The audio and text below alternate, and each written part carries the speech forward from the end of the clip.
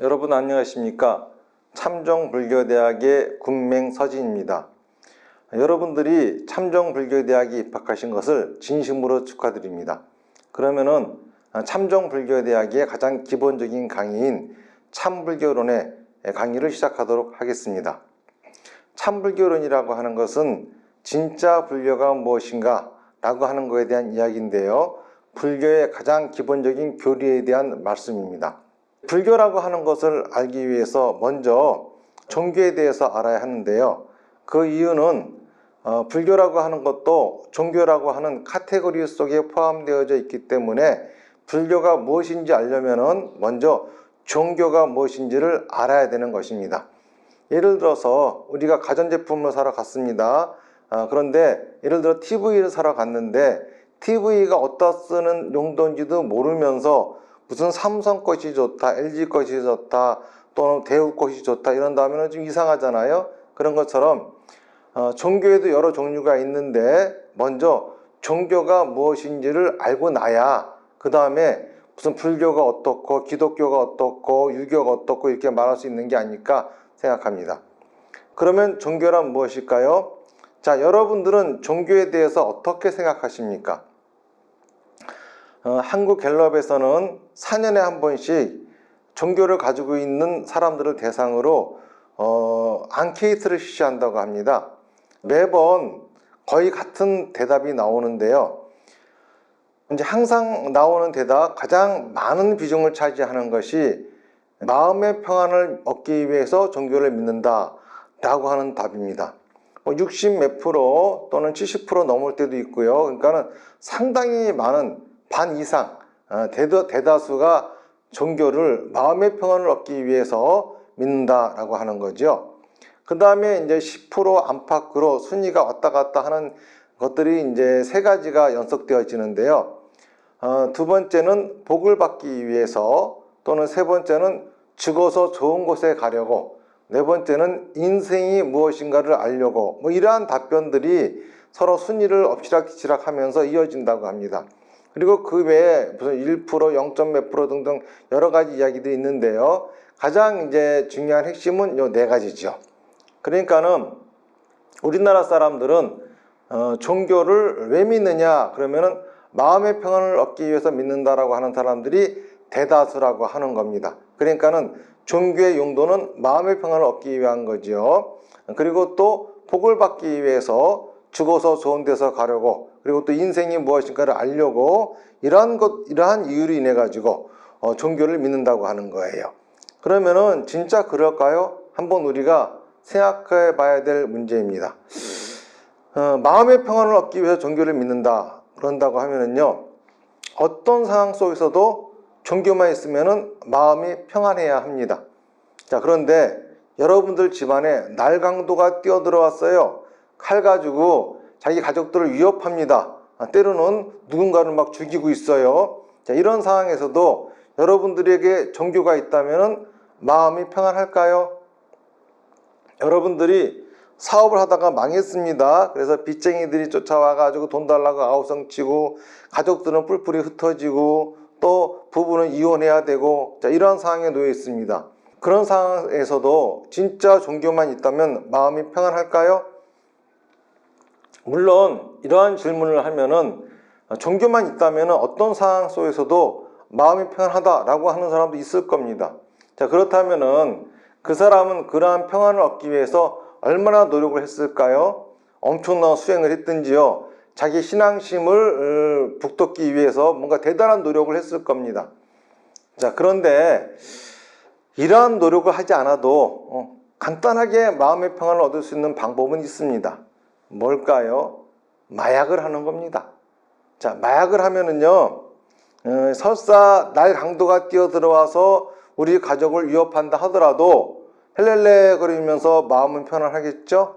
사업이 망하고 집안이 풍비박산이 나든지 말든지 마약하고 있으면은 정신이 몽롱한 게 헬렐레 하면서 마음은 평안하겠죠?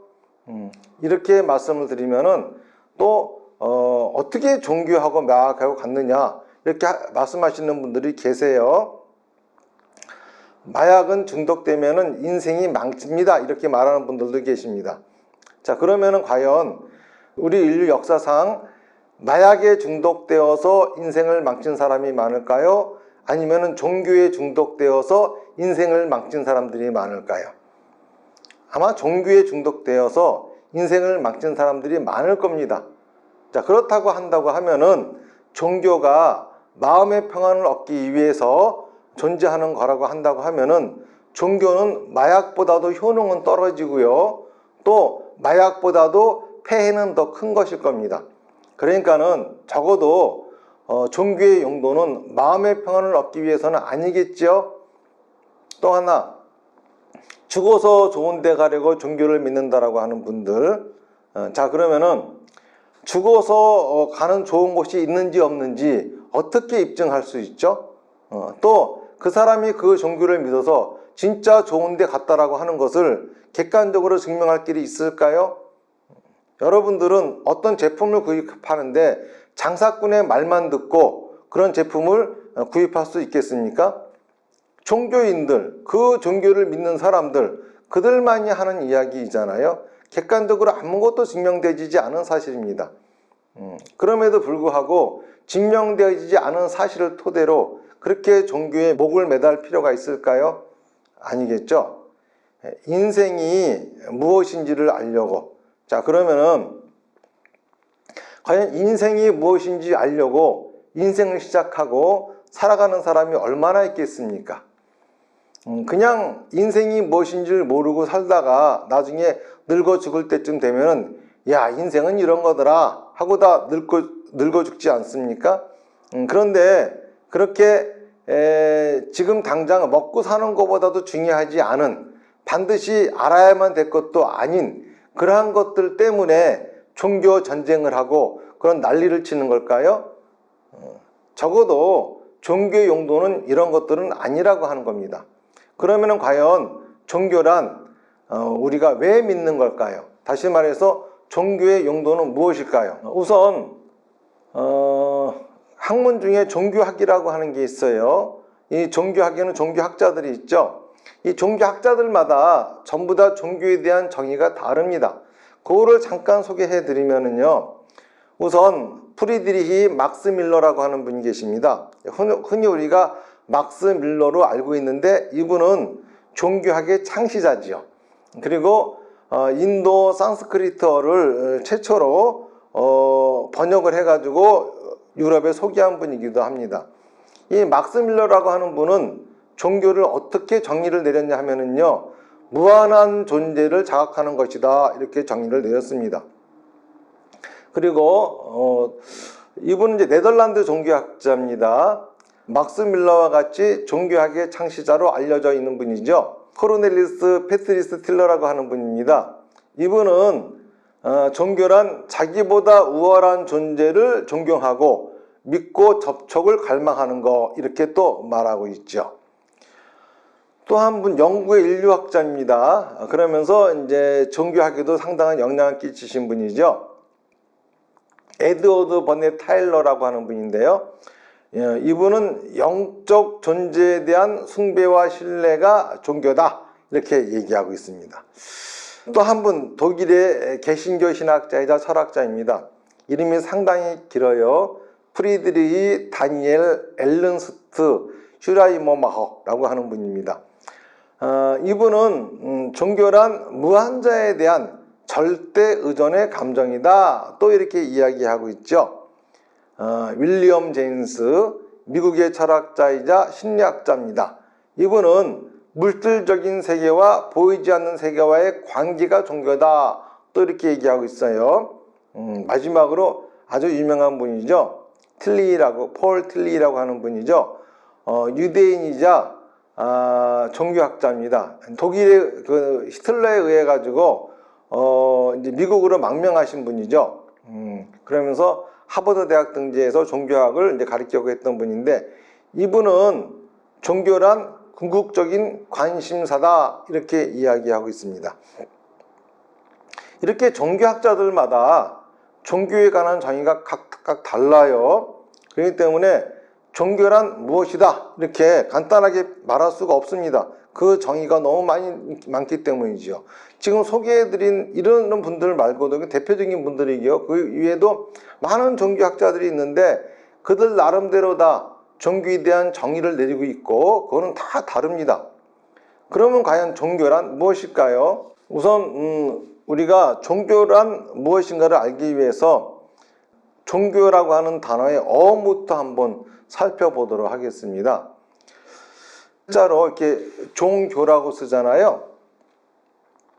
이거를 이제 보면은 종이라고 하는 거는 마루종자, 교는 가르칠 교자, 으뜸된 가르침 이렇게 얘기하는 분들이 많이 계십니다. 그런데 원래 종교의 어원은 여기서 나온 것이 아닙니다. 중국 남북조 시대 말기부터 수나라 당나라 시기에 이르기까지 불전의 중심 문제를 명체, 종, 용, 교 요 5가지로 분류해서 해석을 했었거든요. 명이라고 하는 거는 명칭이고요. 체라고 하는 거는 실체고요. 종이라고 하는 거는 추여고요. 용이라고 하는 거는 효용이고 교라고 하는 거는 지시입니다. 여기서 가장 핵심이 되는 게 종이라고 하는 거하고 교라고 하는 거잖아요. 그렇기 때문에 종교라고 하는 거는 불교 경전의 핵심을 이야기하는 말이었습니다. 자, 그러면 영어로 종교를 뭐라 그러죠? 자, 릴리전이라고 그럽니다. 자, 릴리전이라고 하는 말을 한번 분석해 볼까요? 르라고 하는 거는요, 다시 이런 소리입니다. 리전이라고 하는 거는요, 결합한다 또는 본다 이런 2가지 뜻이 있습니다. 그러니까 보면은요, 릴리전이라고 하는 뜻은 다시 결합한다 또는 다시 본다 이런 소리가 되겠죠. 사실 이거는 유럽을 갖다가 쭉 이끌어온 유럽의 어떤 정신적인 그러한 중심이 되겠죠. 그리스 철학과 기독교 철학을 이야기하는 겁니다. 기독교에서는 여호와의 그 재회 이게 무엇보다 중요하잖아요. 그러니까는 다시 결합한다 라고 하는 의미가 되는 거고요. 그리고 또 그리스 철학에서는 다시 본다. 제일 유명한 게 소크라테스 너 자신을 알라라고 하는 것처럼 다시 본다라고 하는 것이 무엇보다 중요한 그런 개념입니다. 그러다 보니까는 다시 결합한다라고 하는 것은 기독교 철학을 말하는 것이고요. 다시 본다라고 하는 것은 그리스 철학을 말하는 겁니다. 그러니까 릴리전이란 그리스 철학이나 기독교 철학을 이야기하는 거고요. 종교라고 하는 것은 이 불교의 경전을 이야기하는 겁니다. 그런데 일본 사람들이 명치시대 때 서양의 릴리전이라고 하는 단어를 종교라고 하는 단어로 번역했습니다. 그러면서 우리는 지금 그 어원과 상관없이 이런 뜻으로 사용되어지고 있죠. 그래서 종교라고 하는 개념 속에 또 릴리전이라고 하는 그런 개념 속에 여러 가지 종교들이 포함되어 있습니다. 불교, 기독교, 유대교, 이슬람교, 유교, 도교, 힌두교 뭐 이런 종교들이 이외에 기타 무슨 샤머니즘, 토테미즘 많은 것들이 무속적인 것까지도 다 이쪽 안으로 다 포함되어져 있습니다. 그렇기 때문에 종교의 어원만 가지고도 우리가 종교가 무엇이다 라고 이렇게 정의를 내릴 수가 없습니다. 종교학자들마다 다 얘기하는 종교의 정의가 다르고 또 종교의 그 단어, 어원을 가지고도 추적해봐도 도대체 종교가 또 뭔지 우리가 알 수가 없죠. 그러면 종교란 무엇일까요? 자, 우리가 어떤 제품이 있습니다. 그 제품의 용도가 뭔지 도대체 모르겠어요. 그러면 한번 생각해 볼 필요가 있습니다. 이 제품은 왜 만들었는지 한번 이 제품이 탄생하게 된 시작까지 우리가 한번 거슬러 올라갈 필요가 있겠죠. 자, 그러면은 아주 원시 시대, 석기 시대입니다. 이 시대에 인류의 관심사는 뭐였겠습니까? 아마 인류의 최대의 관심사는 풍족한 먹거리와 천적의 위협으로부터 보호를 받는 것이었을 겁니다. 그래서 그들은 항상 관심사가 어떻게 하면은 천적으로부터 우리가 안전하게 보호받을 수 있을 것인가, 또는 어떻게 하면은 우리한테 항상 풍성한 먹거리가 제공될 수 있을까, 이런 것들을 관심을 갖고 생각했을 겁니다. 아마 그들도 생각했겠죠. 풍족한 먹거리를 얻기 위해서는 열심히 노력하고 근면성실하면 된다라고. 자, 그런데 어느 날은 근면성실하게 맨날 며칠 동안을 돌아다니면서 구할 수 없었던 먹이가 어느 날은 동굴밖을 나왔는데 뭐가 지나가요. 그래서 깜짝 놀라가지고 아무거나 집어던졌더니 토끼가 한 마리 맞아 죽습니다. 먹을 것이 금방 구해진 거죠. 그러니까는 어떤 날은 그렇게 노력하지 않아도 쉽게 먹잇거리를 구할 수 있지만은 어떤 날은 근면성실하게 아주 죽게 살기로 노력해도 먹을 것을 구할 수 없을 때도 있었을 겁니다. 또 천적으로부터 보호받기 위해서는 파워가 필요하겠죠. 강력한 힘. 그래서 힘을 기르고 그랬을 겁니다. 자, 그런데 천적으로부터 습격을 받았습니다. 건강한 사람이 잡혀 먹히는 수도 있겠죠. 약한 사람이 되려 보호를 받고요. 자, 그러다 보면은 우리들의 상식으로 맞지 않는 겁니다. 근면성실하다고 항상 먹을 걸 얻을 수 있는 것도 아니고, 또 나아가서 자기가 파워를 기르고 힘이 세다고 해가지고 천적으로부터 보호받는 것도 아니고요. 그러면서 그들은 도대체 어떠한 원리, 어떠한 법칙이 있을까라고 생각했을 겁니다. 거기서 생각했던 게 행운이었겠죠. 운, 그치? 행운이 따라야 된다. 그러면은 행운은 어떻게 생기는 것이냐? 뭔지 모르지만은 우리보다 더 뛰어난 그러한 절대적인 힘을 갖고 있는 존재가 있으면서 그 존재로부터 우리가 뭔가 그런 행운을 받는 것이다, 얻어내는 것이다, 이렇게 생각을 했을 겁니다. 이러면서 신이라고 하는 존재를 상상하게 됐고요. 이러면서 인간들은 뭐 종교적인 어떠한 그러한 것들을 갖다가 생각해내게 된 거겠죠. 이거를 증명할 수 있는 거는요, 원시시대 보면은 동굴 같은데 그림들이 그려져 있잖아요. 이런 그림들을 보면 이게 다 종교적인 의식이었습니다. 짐승들이 그려져 있는 거는 많은 그 사냥을 해가지고 먹거리가 풍족하게 얻기를 바랬던 거고요. 맹수가 그려져 있는 거는 천적으로부터 보호받는 이러한 것들을 갖다가 기원했다라고 하는 겁니다. 자, 그러면은 종교의 목적은 천적으로부터 보호받고 그리고 또 풍족한 먹거리를 얻는 거, 이게 바로 종교의 목적이었던 거죠. 다시 말해서 종교란 천적으로부터 보호받고 풍족한 먹거리를 제공받기 위해서 있는 거다 이겁니다. 자, 그러면 과연 이게 뭘까요? 한번 우리가 생각해 볼 필요가 있겠습니다. 여러분, 행복이라고 하는 말 많이 들어보셨죠? 자, 행복이라고는 한자, 이걸 한번 우리가 분석을 해볼까요? 자, 여기 행이라고 하는 단어가 있어요. 요 행. 요거는요, 중국에서 착고를 가지고 만든 상형 문자입니다. 착고라고 하는 거는 뭐냐 하면은요, 죄인을 묶어서 끌고 갈 적에 쓰는 도구예요. 수갑과 같은 도구죠. 목에다 걸어가지고 이렇게 끌고 다닙니다. 다시 말해서 행이라고 하는 말은 죄인을 잡았다는 소리가 됩니다. 범죄자를 잡았다는 거예요. 그 살인자, 사기꾼, 도둑놈을 잡은 겁니다. 만약에 살인자가 판치고 돌아다닌다면은, 그리고 도둑놈이 판치고 돌아다닌다면은, 사기꾼이 판치고 돌아다닌다고 한다 하면은 나와 내 가족이 또 내가 사랑하는 사람들이 살해당할 수도 있고 또 도적질을 당할 수도 있고 사기를 당할 수도 있습니다. 이거야말로 재앙이죠. 그런데 그런 이들을 잡았다라고 하는 거, 이게 바로 뭐죠? 재앙을 막았다는 겁니다. 그러니까는 원시시대의 이야기로 올라가면은 천적으로부터 보호를 받았다라고 하는 게 행이라고 하는 뜻이 되는 겁니다. 자, 복이라고 하는 단어를 볼까요? 복이라고 하는 단어는 보일 시자에다가 찰복자로 돼 있어요. 이 찰복을 또 분석해 보면은요, 한일자, 입구, 밭전자로 구성되어져 있습니다. 한일은 뭐죠? 모두라는 소리입니다. 우리 모두. 자, 입구는 당연히 입이겠죠. 밭전은 뭐죠? 밭입니다. 밭에서는 뭐가 나오죠? 양식이 나옵니다. 모두의 입이 다 만족되어질 만큼의 양식이 나온다 이겁니다. 그거를 요 보일시는 재단 위에 음식이 놓여 있는 겁니다. 이거를 비는 거겠죠. 그러니까는 복이라고 하는 거는 행운이 따라 가지고 모두에게 만족할 만한 풍족한 먹거리가 제공되어지는 거, 이게 바로 복입니다.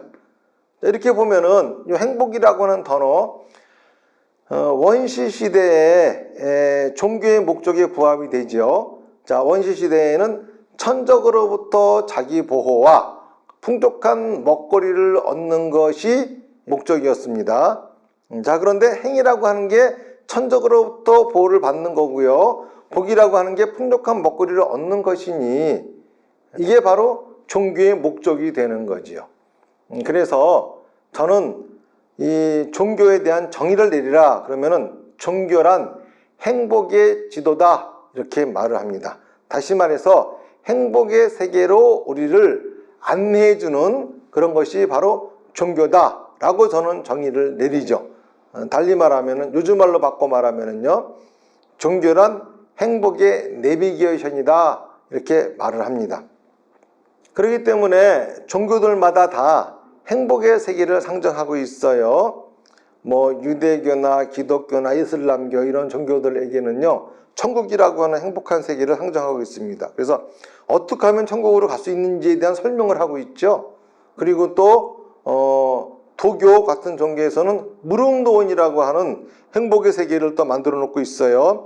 어떻게 하면은 글로 갈 수 있는지, 또 힌두교 같은 종교는 윤회에서 벗어난 세계를 갖다가 얘기하고 있습니다. 어떻게 하면은 윤회에서 벗어나서 행복한 세계로 갈 수 있는지, 또 불교에서는 극락세계라고 하는 얘기를 하고 있습니다. 그러면서 어떻게 하면은 극락세계에 갈 수 있는지, 다시 말해서 최종 목적지는, 종착지는 행복의 세계죠. 그리고 종교들마다 다 그곳으로 가는 방법을 설하고 있습니다.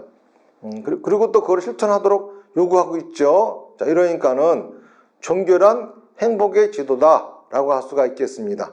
다시 말해서 행복의 내비게이션이죠.